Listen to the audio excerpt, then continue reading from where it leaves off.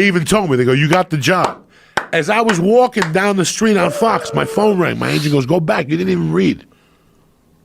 I didn't even read, and they had called my agent and said, we love this guy. I went back, and when I went, didn't even read.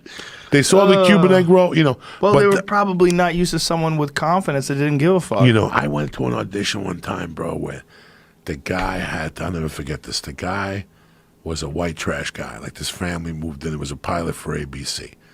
And this guy is one of those guys that he had a little circular pool in front of his house. And he was watering shit, but at the same time, he had like a thong on. And he's fat. And he's got jewelry on, like one of those guys in like Long Island. You know what I'm saying? So I'll never forget. I get to the audition. All these guys are there. Tony Longo, God rest his soul. All these big Italian dudes. And I knew they were going to get the part, bro. I'm like, they're going to get the part. I'm not going to get it. But I had warm-ups on. All right, I had warm-ups on with the string, and I had white tidy whities. And I had a zip-up jacket, and I had to weigh 380. So I walked in. I go, I know what I'm going to do. I'm going to take my pants off. Right? I'm taking my fucking sweats off. Dog, I walk in, and what do you think these two ladies say to me? Hold on 1 second. We'll be with you in a minute. So they turn around. That's my cue, bitch. I took those sweatpants off. I took the shoes off and my socks, and I walked closer, and I took my shirt off.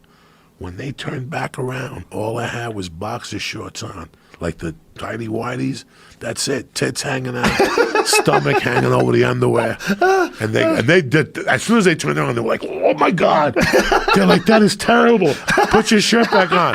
I'm like, "I'm not putting on shit. All right, I'm reading this motherfucker how it is." So you were supposed to like wave and say good morning, and they're like, "Action," and they're like, can't even look at me because I'm completely naked.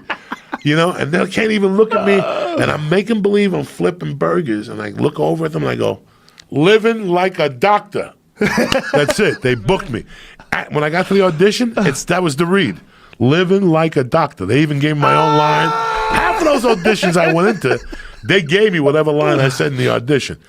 Like whatever they said wasn't good enough. Like I go in there with my own fucking line.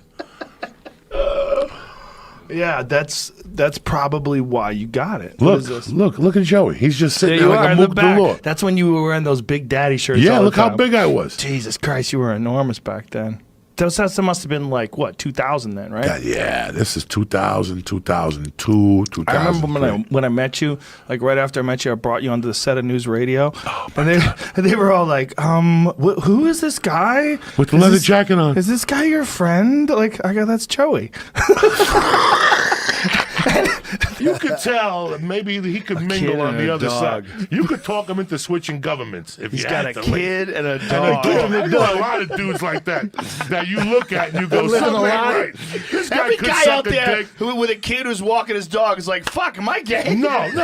Do I want to suck dick? Maybe you have evil fantasies like Rob Halford in Hell Bent for Leather. You know that song? But Rob Halford's whole evil fantasy. But he was gay as fuck. No, I'm not saying that. I love Rob Halford. I love Rob Halford. I do too. But I'm just saying that you got another thing coming. there's a lot of fucking guys, dog, that you see, that you know, maybe their dad's still alive and he was a Marine.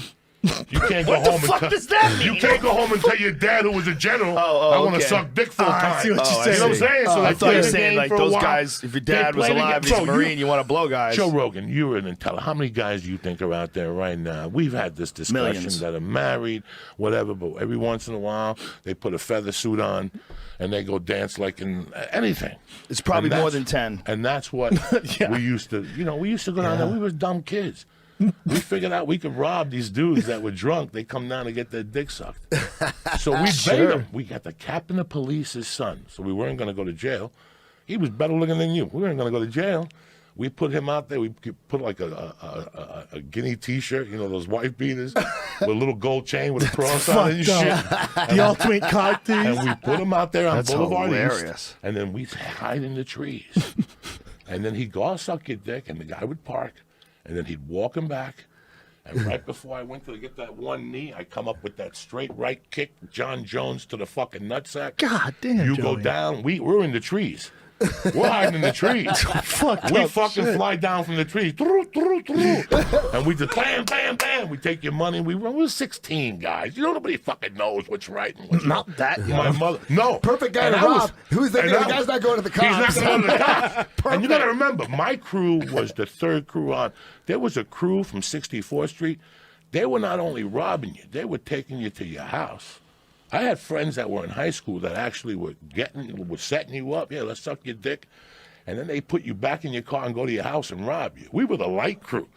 We were just going down there peppering you with a few shots and running away with you. Nobody getting their dicks sucked. My point about the story was there was one time where I got beat up. I went down there by myself. You went down there by myself. I had the Knicks minus the 8.5, and I only won by 8. So I got caught by the hook. And I called my buddy, and I go, dog, we lost. And he goes, I'm with my girlfriend. But at the time, I was yaying it up. I'm hanging out with my buddies. We're hitting the bag. I'll go down there. I'll go down there, dog. I'm from Jersey. They ain't gonna do nothing to me. This dude lit me up. It could have been Nunez's uncle. I'll tell you what I don't like is these fucking COVID tests. The one with the nose. Oh my God, what a weird feeling. You know, here's the funny thing. Like, I did it, but I got the blood. I didn't trust. Listen, let me explain something to you. You don't want to put a cotton swab in my nose, dog. What happened? I got angel dust, coke, THC crystal, animal tranquilizers, asshole dust, fucking pubic hairs. I smelled Newark in the summer. What haven't I smelled? Coke, heroin, fucking.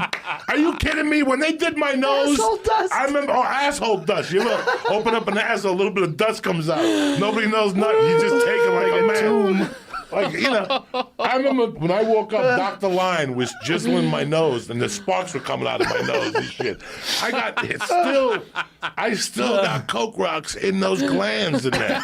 So you stick a cotton swab in there, and they're gonna fuck it up because you know they're making mistakes, right? So some grandmother's gonna go, you didn't test positive for COVID, but you need treatment. Like, you need help. You got like 10 kilos in your fucking nose. Who would go for that fucking stupid test and wait online and sit for 10 hours with 80 fucking thousand people? Well, the new one, they barely go inside your nose. They used to have to go deep up into your nose, but now they just go into the opening. It's not that bad. The new one's not that bad. It's like, you ever thought about this? We've never discussed this. This young generation don't know dick. And I did the fucking research.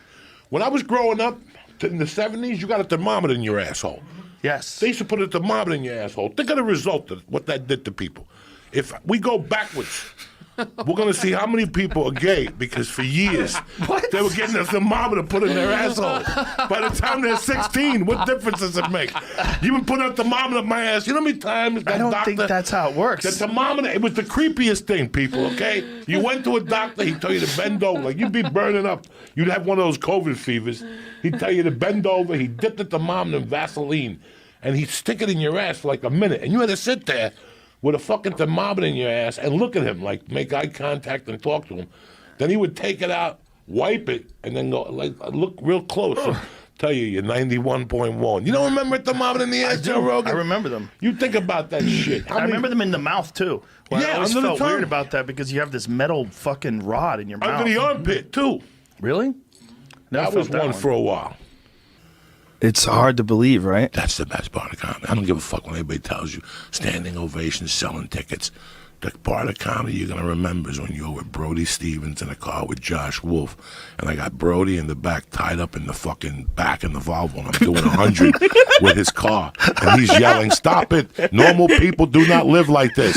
Every time I see Brody, I give him a hug now. Brock Lesnar ain't coming back. Brock Lesnar ain't never coming back. Well, he's not going to come back and fight for a world title right away. But he ain't gonna come back, bro. No. I think If he'd be they the only That was the way. biggest embarrassment of the Good Lord, fucking that would year. be crazy That was for the them. biggest fucking embarrassment of the year. Why would that be? Embarrassment, bro. What was embarrassing? Just embarrassing him against Mark Hunt. They knew he was on the juice. He went in there loaded to the gills. It was just an embarrassing Get him, fucking Joey. thing. It was an embarrassing thing for everybody. And Mark Hunt had every fucking right to be mad. They put him in there with a guy that's coming off rocket fucking fuel. That dude just don't eat D-ball. Look at the size of his fucking head. He's taking shit that makes your fucking head grow. Okay?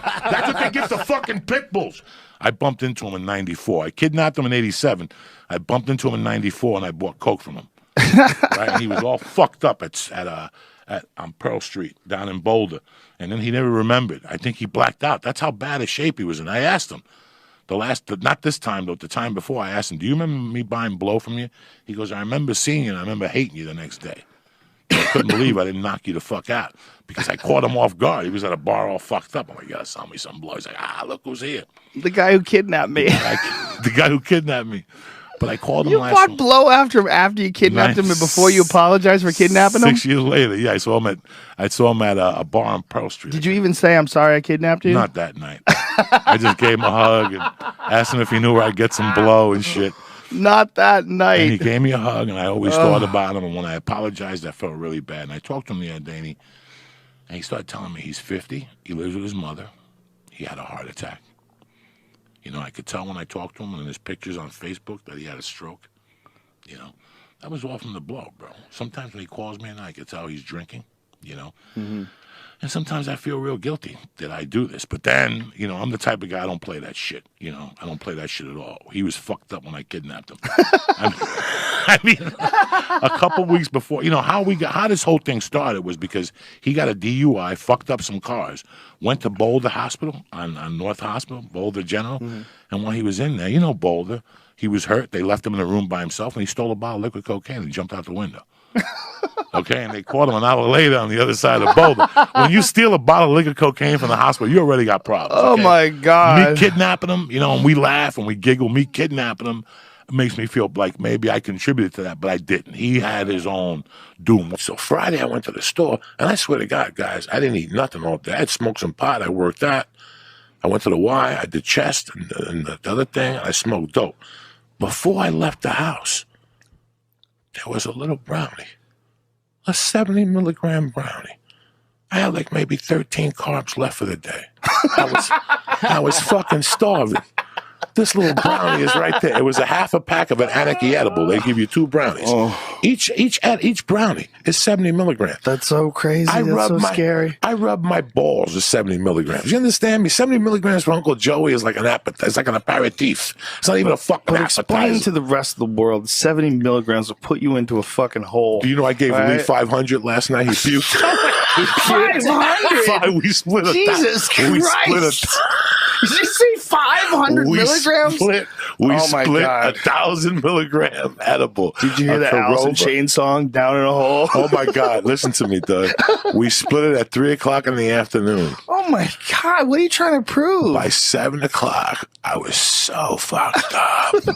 By 8 o'clock. And you know what? Usually when you eat, you tame that animal. Yeah. Fuck no. This turned on me. This edible turned on me, dog, like a savage. He beat me into submissions. At one point, I had the cheese doodles that belongs to the baby pirate's booty. Yeah. They were on the floor. They were just coming out of my face. I was just stuffing it. I was just stuffing pirate's booty in my face and a pear. And there was a bunch of fruit and pirate's booty. I couldn't stop. I kept eating peaches and pirate's booty, pears and pirate's booty, cantaloupe and pirate's booty. I must have ate the whole. Even my wife was like, because I had my back turned to them so they couldn't see me. My wife's like, what the fuck are you doing in here? I go, listen, I got to go to bed. She goes, go to bed already. I went to bed at 8:45. I slept till 4. I got up. I didn't know where I was. I just lay there for 30 minutes like Mad Max. I just laid there all confused. So you woke up at 4 in the morning, you didn't know where you were? Solo. At 4:30, I woke up with a ton of energy. I went in the shower. I washed the car. I went for breakfast. I went and washed the car. My wife had a tar stain. So I went God. Oh, my God. I was fucked up. And I kept calling Lee and saying, Lee, if the cops call you, don't answer the phone. He goes, why are the cops going to call me? I go, I don't know, but don't answer. I only wake up for $1 a peso. Nobody moves until I say so. Gotta lay low, fuck 12, watch out for the plain clothes. I do what I'm able. I put that bread like I was dipping the panko. Back from the debit, every ripping the stage show. Anybody whipping or something, we're gonna spit like a flamethrower that's right in your face, don't care if I'm famous, it's just crazy to get paid to say shit, make it. So my chick's naked, laying in the bed and complaining. I don't take time to take pics of my fake lips. Hope you don't mind that I say this when I borrow your slang, when I call out a pagan on some fake shit, This that King Kong shit, down in my chest when I fall.